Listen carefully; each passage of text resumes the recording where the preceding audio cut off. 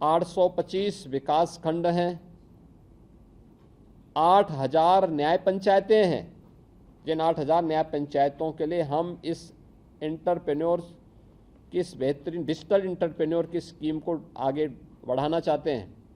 लेकिन इसके बाद यह स्कीम 57,700 ग्राम पंचायतों तक पहुंचनी है। हमारा ग्राम पंचायत ग्राम सचिवालय का मॉडल है, वो पूरे देश के अंदर एक मॉडल के रूप में नीति आयोग ने स्वीकार किया। गांव के अंदर पहली बार सरपंच की प्रक्रिया से लेकर के आज प्रधान के चुनाव की प्रणाली लागू होने के बाद पहली बार ग्राम प्रधान को और लेखपाल को अपना कार्यालय मिल पाया है ग्राम सचिवालय के माध्यम से।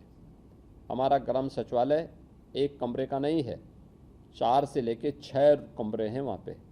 उनकी अपनी डिजिटल लाइब्रेरी है वहाँ पे।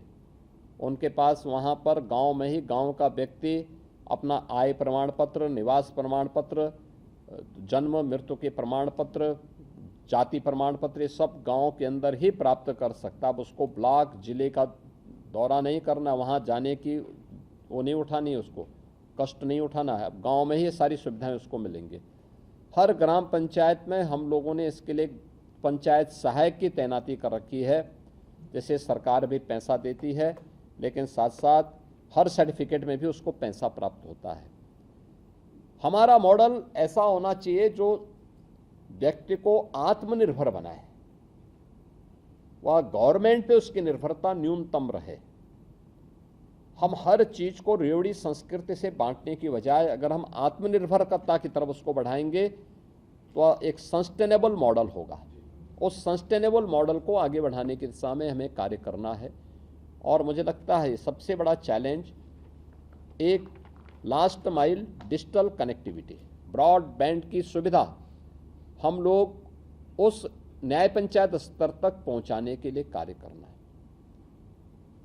क्योंकि अभी भी हमारे पास ग्रामीण क्षेत्र में लगभग 7,000 ग्राम पंचायतें हमारी भारत नेट से जुड़ी हुई हैं और कुछ अन्य प्राइवेट ऑपरेटर को भी हम इसके साथ जोड़ें तो मेरा मानना है कि ये बहुत ज़्यादा नहीं है, 10,000 तक बामुश्किल होगी।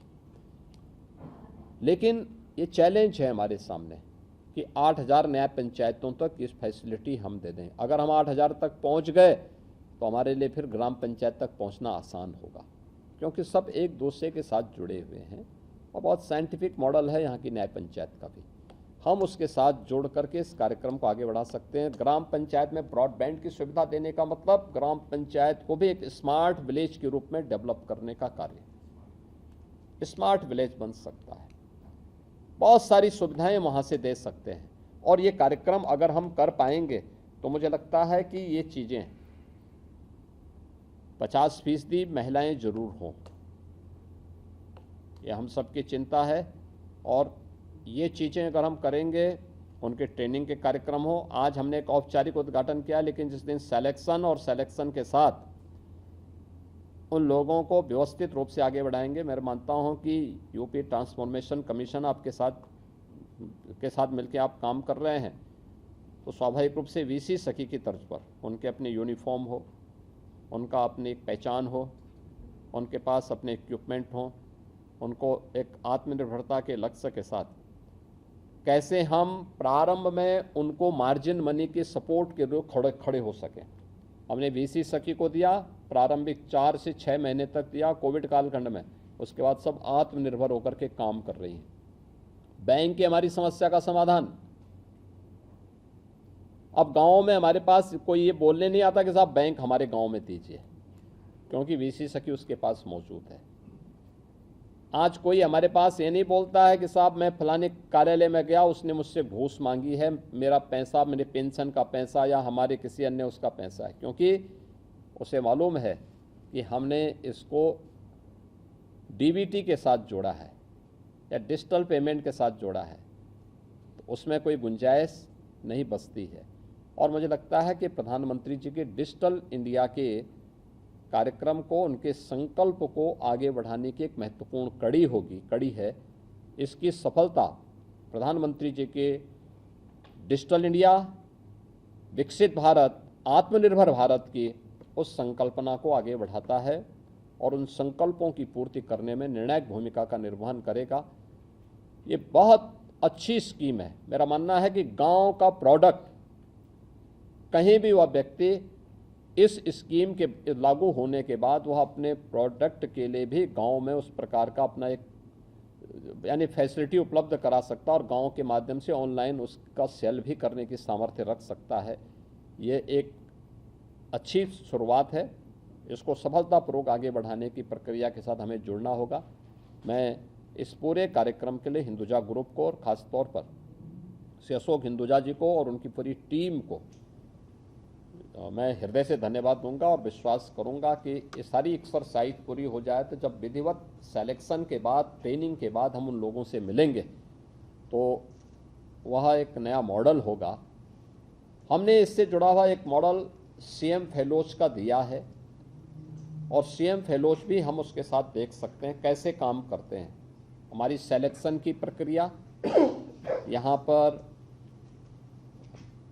यूपी के अंदर जो हमारे एडवाइजर थे उनकी अध्यक्षता में एक कमेटी बनी थी, श्री के.वी. राजू जी जो वर्तमान में नीति आयोग के मेंबर भी हैं। उस कमेटी ने सिलेक्शन किया था। इसमें ज़्यादातर आईआईटी और आईआईएम से जुड़े हुए स्नातक उसमें सेलेक्ट हुए थे। फिर उनकी हमने ट्रेनिंग कराई थी, 1 महीने की ट्रेनिंग कराने के बाद हमने उनके हाथों में टैबलेट दिया था, उन्हें लॉजिंग की फैसिलिटी उपलब्ध करवाई। एक निश्चित राशि देते हैं और हमारे वे जनपदों में नियोजन विभाग से वे जुड़े हैं, जनपदों में रह करके या एस्पिरेशनल विकास खंड में रह करके वहाँ के पैरामीटर के बारे में जानकारी वे अपलोड करते हैं और उसको आगे बढ़ाने में कैसे मददगार हो सकते हैं उसको देने में बहुत अच्छी मदद करते हैं। ये कार्य मुझे लगता है एक मॉडल के रूप में हम उसको भी ले सकते हैं कि कैसे हम लोगों ने उस प्रक्रिया को आगे बढ़ाया है। तो इन सब को लेकर के कुछ अच्छा इसमें मॉडल हम दे सकते हैं और देश के लिए वह एक मॉडल के रूप में हम आगे बढ़ा सकते हैं। मैं आज के इस अवसर पर एक बार फिर से प्रोजेक्ट गंगा